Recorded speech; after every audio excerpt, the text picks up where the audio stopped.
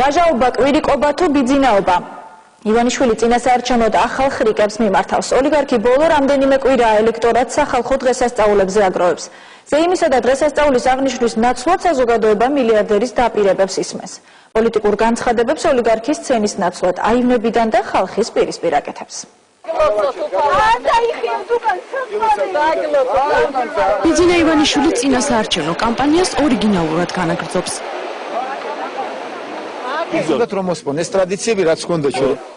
ივანიშვილი დაპირებებით იმდენად გაერთო, ტრადიციების შეცვლას თავად რომ ცდილობს ვერც კი შეამჩნია. ოლიგარქის სახალხო დღესასწაულს პოლიტიკურ ტრიბუნად უკვე მეორედ იყენებს. ამჯერად სვანეთში წმინდა კვირიკეს სახელობის დღესასწაულზე ჩასული ოლიგარქი წინასაარჩევნო კამპანია ნაკლებად შესამჩნევი რომ იყოს, დაპირებებს ბრონირებული სცენის, წინასწარ დაწერილი ტექსტებისა და მიკროფონის გარეშე იძლევა. თუმცა ჟესტიკულაცია იგივე რჩება. დაპირებების მიცემამდე კი იმაშიც რწმუნდება, თუ ვის ესაუბრება. Композиция готовность.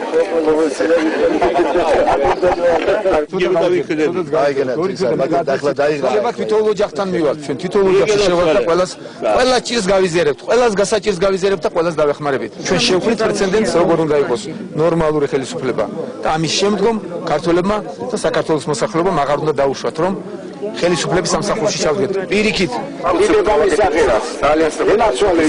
ვიყვანთ სახალხო ხელისუფლებას რომელიც თქვენ სამსახურში ჩადგება თქვენს გასაჭირს გაიზიარებს და თქვენ მოგემსახურებათ ესეთი უნდა იყოს შეშმარიტი ხელისუფლება და აი ესეც კვირდებით ესეც მოვიყვანთ ჩვენ და ესეთი მოვალთ გაუმარჯოს ბიძინა ივანიშვილის ბუთამდა ბედნიერი ყოფილიყო შეგოძრეს ჩარში სარგალში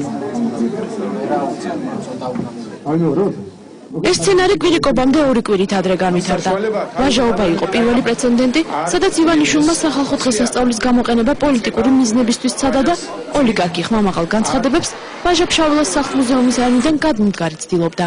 დიდი ქართული მწერლის ვაჟა-ფშაველას საგანგებოდ დაგეგმილ ეგრეთ წოდებულ იუბილეზე კი ტრადიციული წარმოდგენებისა და სანახაობების ნაცვლად ქართული ოცნების წინასაარჩევნო დაპირებები ისმოდა.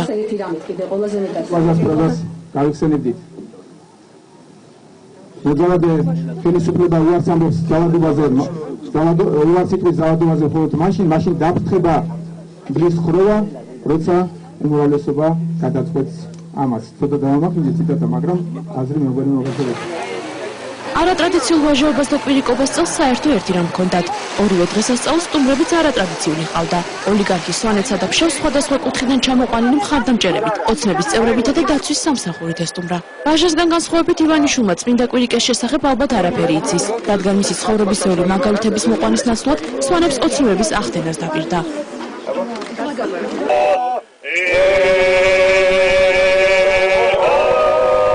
ივანიშვილი წინასაარჩევნო კამპანიას თუ ასე გააგრძელებს, მისი შემდეგი საარჩევნო მარათონი სავარაუდოდ 2 აგვისტოს ყვარელში.